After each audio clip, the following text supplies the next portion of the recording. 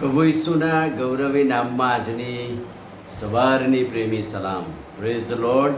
Hallelujah. પ્રભુનો આભાર માનીએ છીએ. 50મા દિવસના દિવસો આપણે પસાર કરી રહ્યા છે અને એ દિવસો વિશે પ્રભુના વચનો આપણે શીખી રહ્યા છીએ. અને પ્રેરિતોના કૃત્યનો બીજો અધ્યાય 1 થી 4 વચનો. 50મા દિવસ આવ્યો તે વખતે તેઓ સર્વ એક સ્થળે એકઠા થયા હતા. હવે પ્રેરિતોના કૃત્યો 1લો અધ્યાય 12 થી 14 વચનો. શિષ્યો જૈતુનથી યરૂશાલેમ અને યરૂશાલેમથી ઉપલી મેળી પર 120 લોકોની મધ્યે એક ચિત્તે પ્રાર્થનામાં રહ્યા અને 10 દિવસ સુધી એ રીતે આત્મખોજ કરી.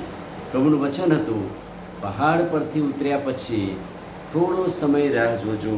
ત્યાં પ્રભુનું વચન હતું કે તમારે સર્વએ એક સ્થળે એકઠા મળીને રાહ જોવાની, થોડો સમય વેટ કરજો, 10 દિવસ. અને તેઓ જૈતુનના પહાડ પરથી ઉતરીને યરૂશાલેમમાં થઈને ઉપલી મેળી પર જાય છે. યરૂશાલેમ આવ્યા પછી યરૂશાલેમ શહેર વિસ્તાર એમના માટે ખુલ્લો હતો. ક્યાં જવું? ઘરે જવું, ધંધા રોજગાર પર જવું, ક્યાં જવું? પણ પ્રભુનું વચન હતું ને એટલે એમણે નક્કી કર્યું યરૂશાલેમ થઈને ઉપલી મેળી પર જવું.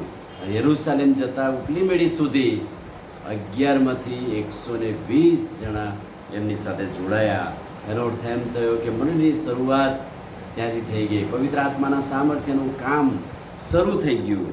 પ્રેરિતોના કૃત્યો બીજો અધ્યાય 1 થી 4 વચનમાં 50મા દિવસ આવ્યો ત્યારે તેઓ સર્વે એટલે 120 જણા ત્યાં એકઠા થયેલા હતા. 40 દિવસથી પસાર કર્યા પછી 50મા દિવસ એટલે 120 વ્યક્તિઓ 10 દિવસ એ રીતે ટકી રહે. એટલે કે તેમણે સંગતમાં જવાનું પડતું મૂક્યું નહીં. 10 દિવસ સતત પ્રભુની સંગતમાં રહ્યા ત્યારે પ્રભુનું સામર્થ્ય ઉતરી આવ્યું. ત્યાં 50મા દિવસે શું બન્યું? આકાશમાંથી ભારે ઘૂઘવાટા જેવો અવાજ આવ્યો અને ઘર ગાજી ઉઠ્યું. પ્રભુ પવિત્ર આત્મા દેવની આ પહેલી નિશાની. પવિત્ર આત્માના સામર્થ્યમાં ઘર ધ્રુજી ઉઠ્યું અને પવિત્ર આત્માના સામર્થ્યમાં ઘૂઘવાટા જેવો અવાજ, અગ્નિ જેવી જુદી જુદી પડતી જીભો તેઓના જોવામાં આવી. એમણે નજરે જોયું કે અગ્નિ જેવા અંગારા પડતા થયા.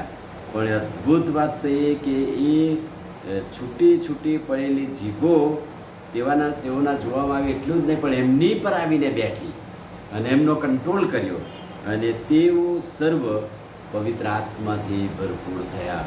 પવિત્ર આત્માથી ભરપૂર થઈને તેઓ અન્ય ભાષાઓ બોલવા લાગ્યા. આત્માએ જેમ બોલવાની શક્તિ આપી તેમ સર્વ અન્ય ભાષાઓ બોલવા લાગ્યા. છૂટી પડતી જીભો અગ્નિની એમની પર આવી અને એમના જીભમાં પવિત્ર આત્માનું સામર્થ્ય આવ્યું.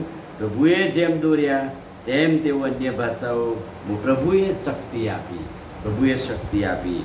શા માટે? કેમ પહેલું જ પરાક્રમ અન્ય ભાષાનું મળ્યું? કેમ પહેલું જ કૃપાદાન અન્ય ભાષાનું મળ્યું? કેમ કે પ્રેરિતોના કૃત્યો બીજો અધ્યાય અને 9મા વચનમાં તમે વાંચજો, 18 થી 19 જેવી બધી જાતિઓના નામ લખેલા છે. બધા વિસ્તારના લોકો ત્યાં પર્વ પાળવાને માટે યરૂશાલેમમાં આવ્યા હતા અને આવો અવાજ ધડાકા સાથે થયો. લોકો બોલવા લાગ્યા ત્યારે એમને એમ થયું કે આ તો ગાલિલના લોકો છે, એમને બધી અન્ય ભાષાઓ ક્યાંથી આવડે, આપણી ભાષાઓ. અને એટલે જરૂરી હતું કે પવિત્ર આત્માનું પરાક્રમ તેઓ અનુભવી શકે, જોઈ શકે. એટલે પહેલું જ કૃપાદાન અન્ય ભાષાનું બોલવાનું આપ્યું.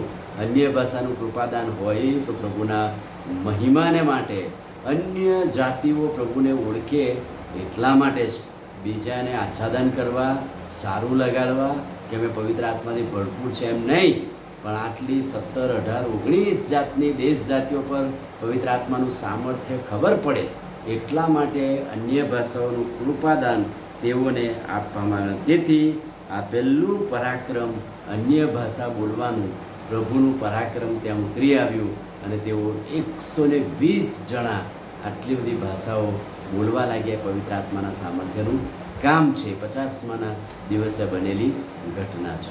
આમીન. પ્રાર્થના કરીએ. ભલા પ્રભુ, આજે સવારે તમારા અદ્ભુત પરાક્રમી વચનને માટે આભાર.